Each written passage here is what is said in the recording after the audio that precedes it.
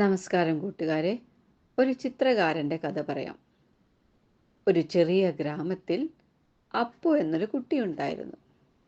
അവന് വരയ്ക്കാനാണ് ഏറെ ഇഷ്ടം. പക്ഷികളും മരങ്ങളും പൂക്കളും അവൻ എന്ത് കണ്ടാലും വരയ്ക്കും. അവൻ്റെ വരകൾ വളരെ സുന്ദരമായിരുന്നു. ഗ്രാമത്തിലെ എല്ലാവരും അവൻ്റെ വരകൾ കണ്ട് അത്ഭുതപ്പെടുമായിരുന്നു.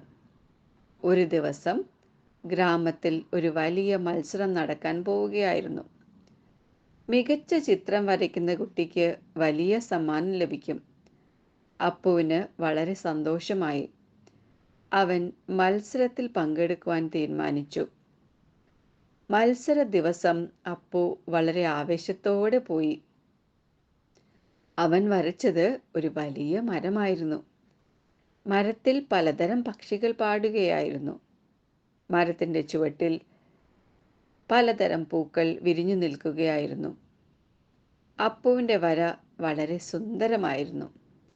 എല്ലാവരും അത് കണ്ട് അത്ഭുതപ്പെട്ടു. മത്സരം കഴിഞ്ഞപ്പോൾ അവരുടെ വരകൾ പരിശോധിക്കാൻ തുടങ്ങി. അപ്പു വളരെ ആകാംക്ഷയോടെ കാത്തിരുന്നു. അവസാനം വിധികർത്താവ് അപ്പുവിൻ്റെ പേര് വിളിച്ചു. അപ്പുവിന് വളരെ സന്തോഷമായി. അവൻ ഒന്നാം സ്ഥാനം നേടിയിരിക്കുന്നു. അപ്പുവിന് വരയ്ക്കാനുള്ള അഭിരുചി അവനെ വിജയത്തിലേക്ക് നയിച്ചു. അതിനാൽ നിങ്ങൾക്ക് ഇഷ്ടമുള്ള കാര്യങ്ങൾ ചെയ്യുക.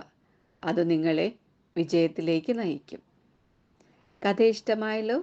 കൂട്ടുകാർ മറ്റുള്ളവർക്കും ഷെയർ ചെയ്ത് കൊടുത്ത് എല്ലാവരും ഈ കഥയൊക്കെ കേട്ട് സന്തോഷമായിട്ടിരിക്കുക. ഓക്കേ.